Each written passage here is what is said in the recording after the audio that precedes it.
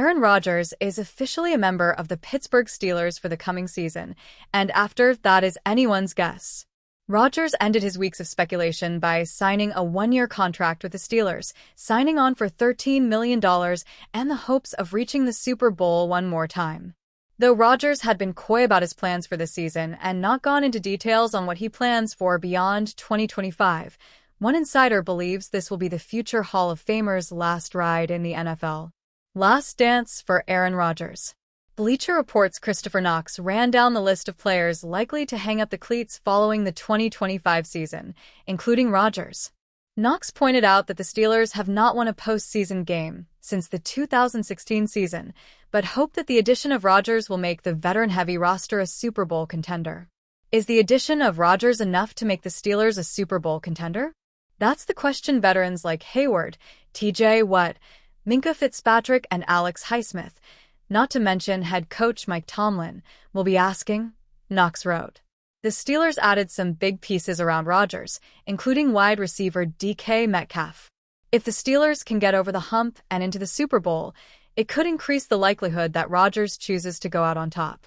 Should Pittsburgh manage to reach Super Bowl 60, it's hard to imagine him finding reasons to return for his age 42 season with the Steelers or elsewhere, Knox wrote.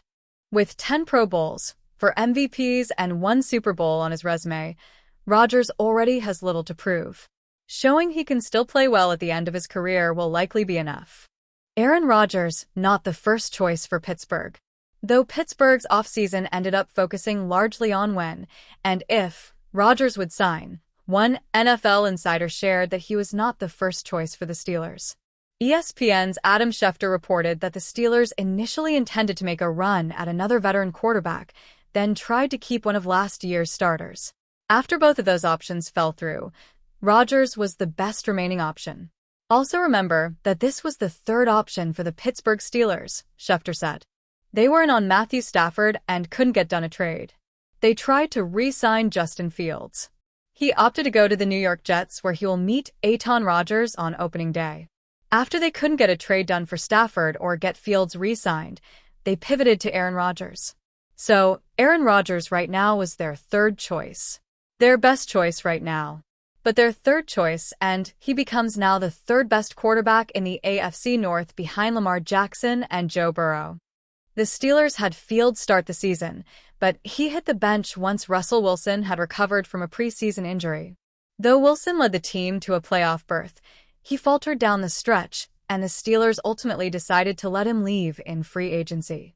Aaron Rodgers ended all speculations concerning his new squad when he signed with the Pittsburgh Steelers on Monday.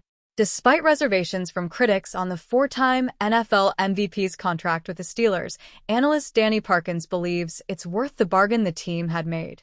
Rodgers signed a one-year, $13.65 million contract with the Steelers, with $10 million guaranteed on Friday, hoping to turn things around for the rebuilding team.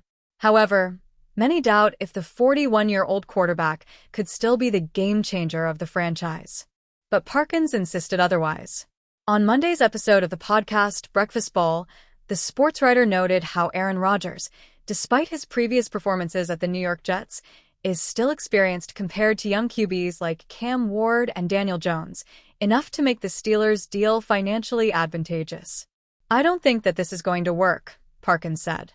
I think he will bring the circus with him, but just on a pure financial standpoint, yeah, right, that's inarguable, because he played 17 games last year.